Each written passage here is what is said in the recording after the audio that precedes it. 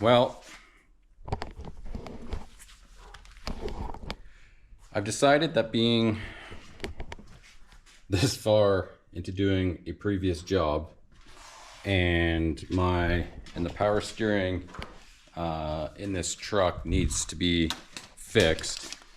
You can see how oily and greasy everything here is.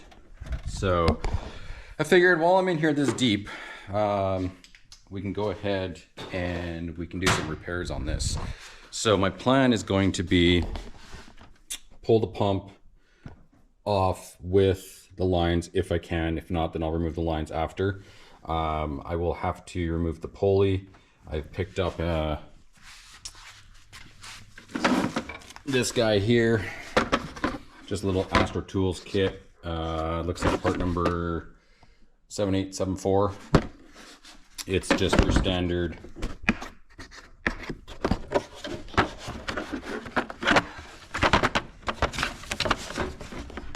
power steering pulley remover and reinstaller. So I'm going to use that. I've already got the lines removed because of the previous work. I had to pull the rack down in there off. So I've got the lines off already up here. So the biggest job will be pulling off the pulley right now. So first course of action will be getting the pulley off. So I'm gonna get that set up, and then we'll get the pulley off, which then will allow me to unbolt the pump. And then if I have to, I will unbolt the bracket and anything else in my way there. I may end up removing this if I really need to, but I'm hoping not to. Coolant's already drained down, so it won't be a problem. So I'm gonna get the pulley installer figured out, get the pulley off, and then we'll go from there. Man, I really dislike the fact when people or manufacturers give you instructions but don't really give you very clear instructions. So these are the instructions they give, and in the instructions they say to use whatever parts in here. In doing so, I got the pulley off, but now my little rod is stuck in the power steering pump and I can't get that out. I'm at a point where I'm just gonna leave it because it ain't gonna come out. Probably gonna have to use a vise or some other means of clamping this and then whacking it out, and then figuring out why that got stuck or if I used the wrong one, because in the instructions, it says for general use, use number 3, which I did, which is this piece up here, and assemble the jack set, which is that, which I used, and over the pulley body 1, that, which I used.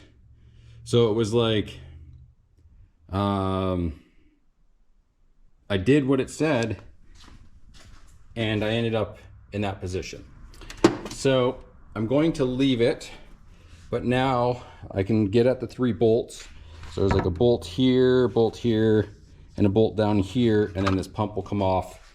Once I have the pump off and that pin out, then I will determine if either the pin was the right one to use or the wrong one. And then when I determine that, I'll show you what I had to do to make all of this work.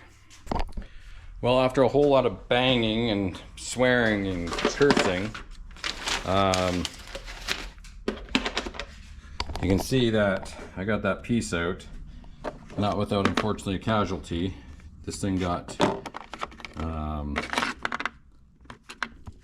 pretty jacked up, so I'm gonna have to send this in and get a replacement because I do like this kit. I just messed up. So where I messed up in this is, let me get the pulley here for a second. I read through the instructions a little better and a little closer, and I see where I went wrong. This is the better rod, but basically I stuck it in here thinking, well, I mean, it'll come out, right? Well, unfortunately, that's not the case. If you put it in, if you use this rod in this hole, it's going to get jammed in. Don't do that. For the pump on the Colorado, what I should have done is used this little guy. You can see that it fits through this hole. But basically this little blunt end sits right in this little groove, right in, like not even in the groove, there's like a little bevel in here and it sits in there just like that. And then this is your bolt to remove it. And what happens is this little guy slides up in the end of that, which then looks like this.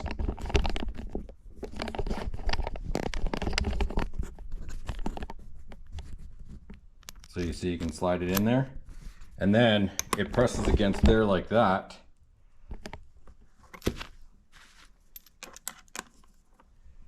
So that when you're using this, you're pressing against the outside of here. And because this pulley goes on like this, it won't interfere with the pulley. So then it allows everything to come out properly. So that's my mistake.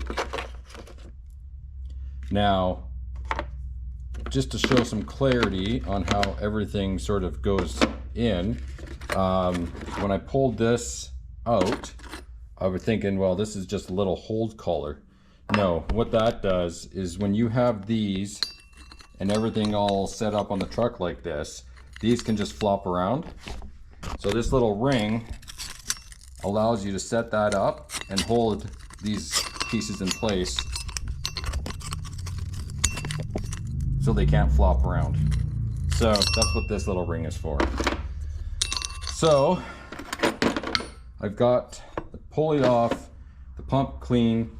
I'm not going for like completely and utterly spotless on this. I just want a lot of the old gross stuff off of it, just so that if there is a leak on it, that I am able to notice that leak. The bracket down there, I'll shoot down there. Bracket is clean. It's not really overly dirty, so I'm just going to leave it alone.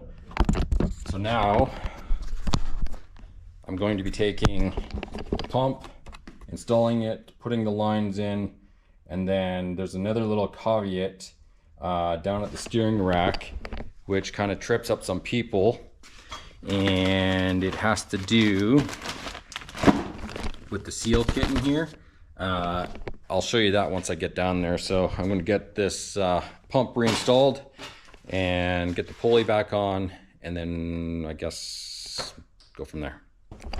Well, I've come to the understanding that as smart as I am, apparently my schooling in grade 1 failed me. Power steering in these Colorados is a little interesting. They went through a, I would almost call it kind of like a mid-year change. And because we wanted to change out the lines because they looked like they were leaking, which we later think was not necessarily the true, but we ended up buying them. And apparently my 1, 2, 3 skills suck.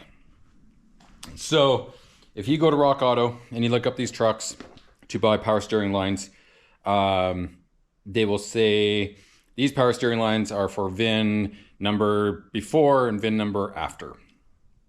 I failed to properly associate my VIN number to the numbers they were talking about, and I ordered power steering lines for the 2nd generation. The way that I figured this out was this is the bracket for where it bolts to the rack. If you notice, this one has this little point on it. Well, that shows, and that means that that line is for the 2nd generation steering rack. And if we crawl under the truck, and we look at mine, you'll notice that it does not have that peak, and it has flat on the top and flat on the bottom. And so I have the high pressure line connected right here, and you can see that this one is flat on both sides, as it should be. When I bought these lines, I screwed up and bought the wrong ones. So the high pressure line we won't be able to use, but what I'm thinking, because this is the old low pressure line, and from what I can tell, this doesn't look like it's the original one. So my thought is I'm going to cut this crimp off, and then I'm going to have the piece for the end, and then I can install this here into the rack, and then I'm going to take the new line that we have, cut this crimp off, and I'm hoping that I can slide the old piece from that hose into here and recrimp it. And then that way I can just use the incorrect but hopefully correct new low side for the line. So going to work on that, see where we get. My concern I have is I don't know if I'm going to have enough soft line here. If not, then I'll have to run to the parts store and buy some so that I can make that work. So right now, what I'm going to do is cut the fitting off of that one, see if my idea will work, cut the band off this one, see if the hose can meld together, and hopefully this will work. If this doesn't give me any grief and it works without a problem, I'll probably just keep running it. I would like to buy both new hoses if necessary, but I think I may only need the one. So I'm gonna get started on chopping up these hoses and see where it takes me, and I'll let you guys know. Okay, getting there slowly. So this is the new this is the new low pressure line. You can see that I've taken that side? Yeah, so you can see that I've taken the fitting off of that. This is the older hose. You can see I've cut it out. So the original fitting is now gone and the new fitting is gone. So if we take this, it's gonna be easier to work on the top. It's gonna be hard to see, but basically right where my finger is, that's the nipple for the hose to go on. So we're going to slip the hose onto that.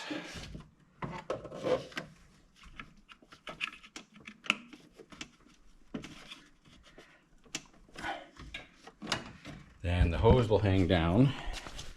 And if we come down to the bottom, we have to do a bit of monkeying with the hoses because these hard lines are not where they're supposed to go, so we kind of have to. Oh, apparently I put it on the wrong way. I thought I put it on the right way. Nope, put it on the wrong way. I thought it went on a little easy.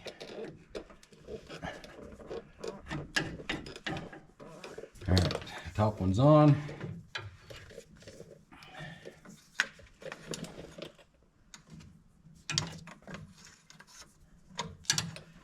So you can see how much of a mess using the wrong lines is down here. So this is why I'm saying, like, this will be a temporary thing because I don't want the lines to cause me grief. So there's the old fitting in that place, end of the new line.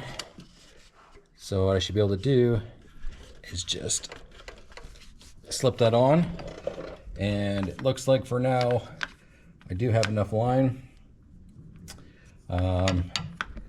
Looks like taking the oil filter off will be a bit of a nuisance, which is weird because this old high pressure line is the original one from, or I should say original, because I don't know if that one's been altered or changed or whatever for this too. So oil filter will be a bit of a nuisance to change on this for a little bit, but that's fine. That connection fits, so I can crimp that down fine. I'll probably just take a pen, mark the hose, mark the fitting, that way I know which angle it's supposed to be on. I can also tell, if you look at it from the top, you can see this line here. This is the transmission cooler line. You can see that the power steering lines are running over top of this at some point, and it sort of, yeah, made a gouge in there. So I gotta keep an eye on this one as well to make sure that that doesn't end up being a problem. So for now, I'll be able to monkey around with these two lines and get it to temporarily work. I'll order the new ones, and then we'll have to do a change out on these later. And yeah, so much more fun to come. So I'm gonna finish this off, and then we'll get this done and yeah, finished. I'm hot, I'm tired, brain's fried. Excuse me. This is my line.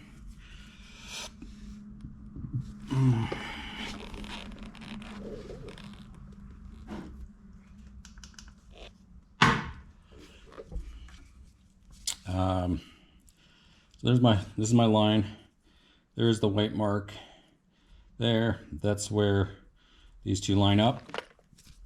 So what I picked up is I didn't know if single or double ears would be better for this. The hose had single ear on it. I figured, you know what, it can't be that big of an issue if I want to put a double ear on it. So this is a double ear clamp, so it just slides and then crimp it. Looks like I possibly grabbed the right one off the get-go. So I think this will be too small. That one's too small. That one's too small, too small, too big, too big, small. Yep. So it goes over the hose like that. And then you get these pliers. They're just basically like fencing pliers. And then I can take this out and show you. So it's just flared on the end, and it's got a stopper. So all I'm doing is I'm just taking the hose, butting it up to that stopper, lining up my dots, and then I'm just taking this like so, about halfway down there.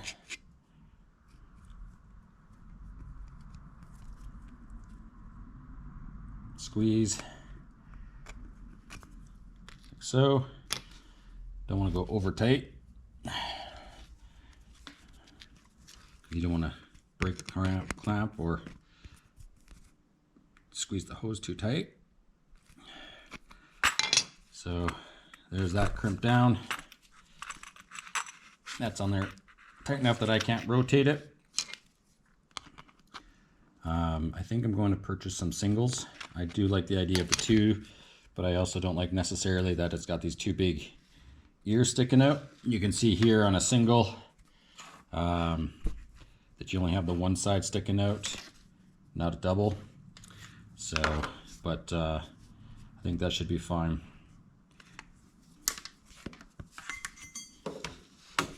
So there's that double, which I think should be fine. It's tight enough that it's very difficult for me to rotate it inside that hose. So I'm going to install this to finish this. All right, so I tried to twist this line inside here, but it's too crimped down. I would have liked it to be slightly more rotated, but I can't, so it's going to be where it is. On this one, the new low pressure line, I was actually able to rotate it so it's able to get further back away from stuff. So I'll probably put some zip ties or something in there just to keep these together and out of its harm's way.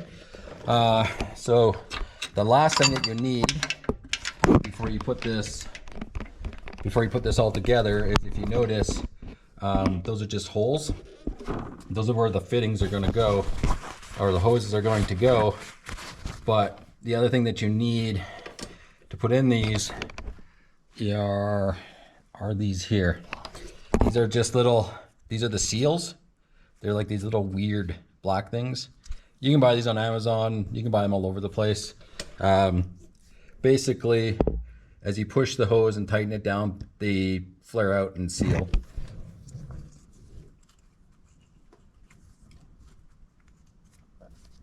So they just go in there like that. This one's being a little weird. I'm not sure why this one doesn't want to go in the hole.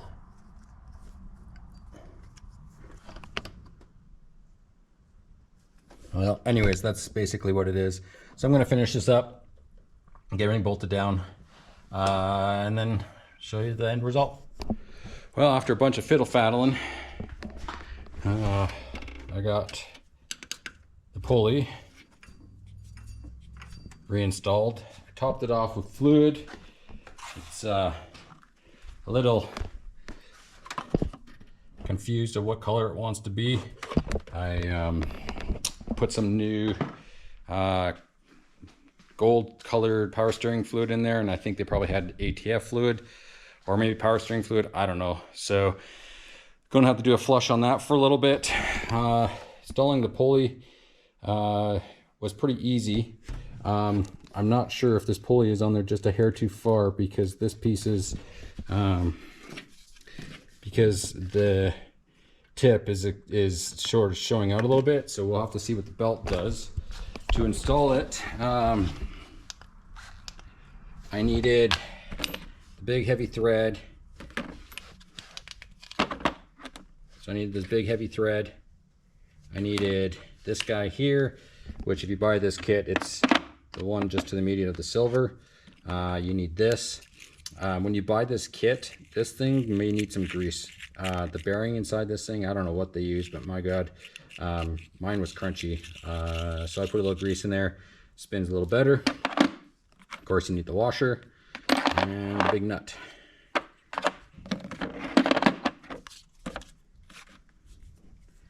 Nut, bearing, washer, all that's in, that's in. This thing is good to be closed.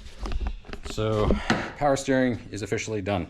I will probably still buy the proper lines for this. If you look down at this, look down at the lines, it's a bit of a mess. They're kind of going everywhere. I will probably end up buying the new ones just to make sure that they are in the proper positioning, so they're not in the way of power or transmission coolers or oil filters or anything like that down there. So that is it for changing power steering lines on this thing. That little Astro kit is it's worth its weight, so I'd recommend it. Other than that, pretty easy job. Just like I said, make sure you order the proper lines if you're doing this for the proper year steering rack, and that's not too hard to do, but just pay attention to the VIN numbers and or look at your steering rack and see if it's got the point or if it's just rectangular, and that will give you a help on that. So hopefully maybe this will give you some insight into how to do this, or maybe what tools. Other than that, thanks for watching, and we'll see you in the next one.